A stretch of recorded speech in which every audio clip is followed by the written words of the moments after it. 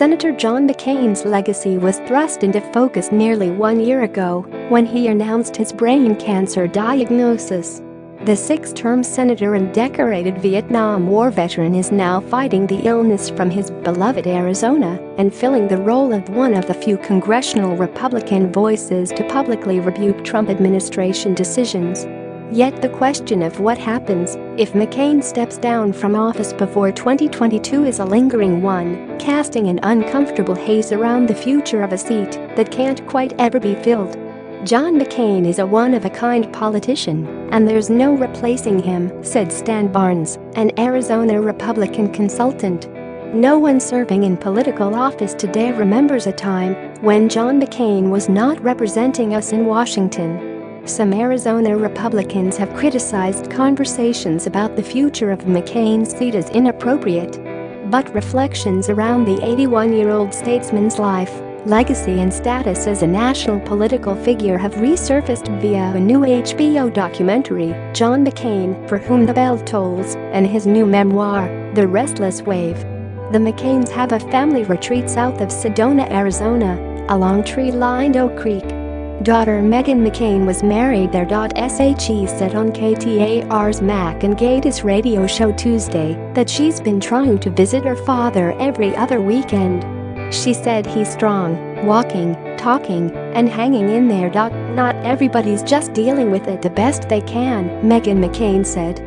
Following a decorated military career that included spending more than 5 years in prison camps, McCain entered the political arena in the early 1980s.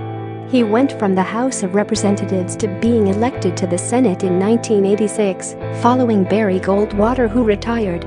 McCain gained a reputation as a lawmaker who was willing to stick to his convictions rather than go along with party leaders.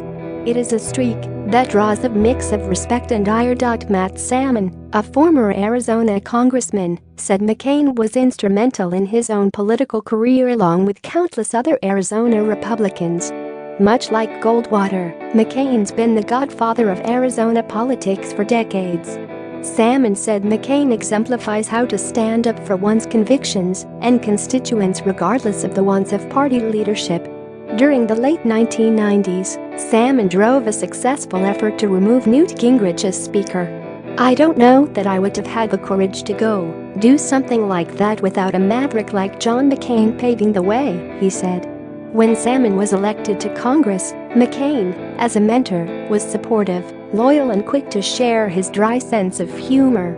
"He said to me, 'Congratulations, Matt, now you're part of the problem,'" Salmon said.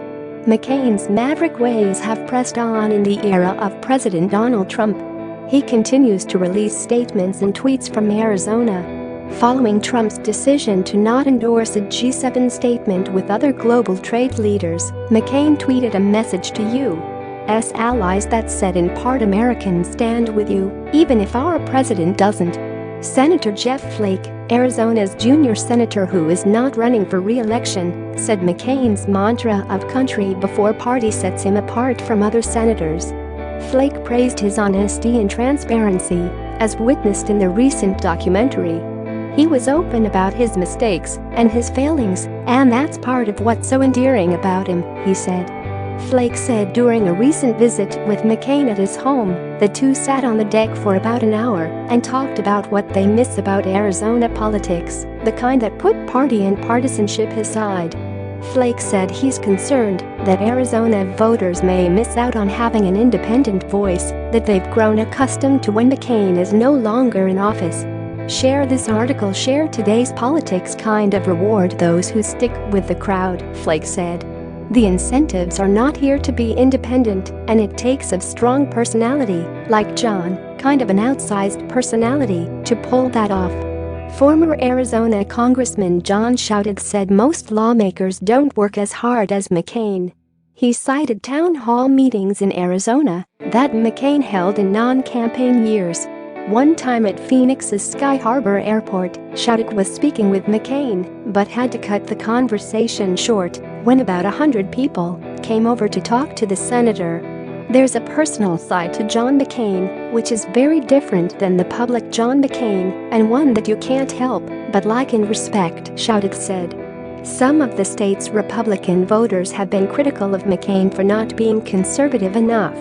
In 2016, primary challenger Kelly Ward came within 11 percentage points in a four-way race after running as a more conservative alternative.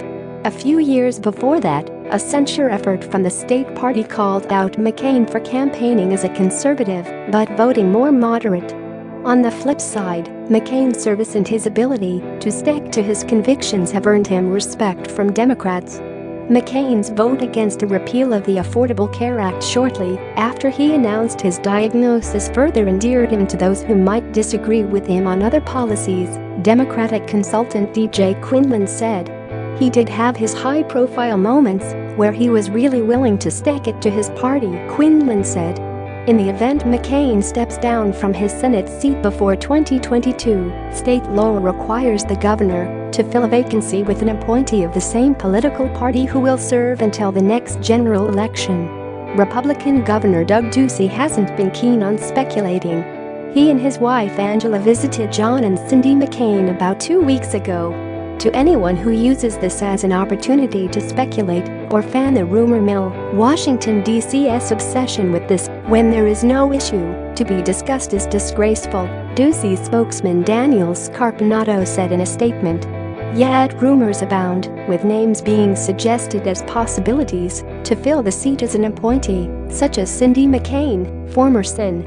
John Kill and former State Attorney General Grant Woods. Republican consultant Barnes called replacement rumors desperate barbershop gossip, though he said he understands the uncertainty some might have about the exit of such a dominant figure from the political stage.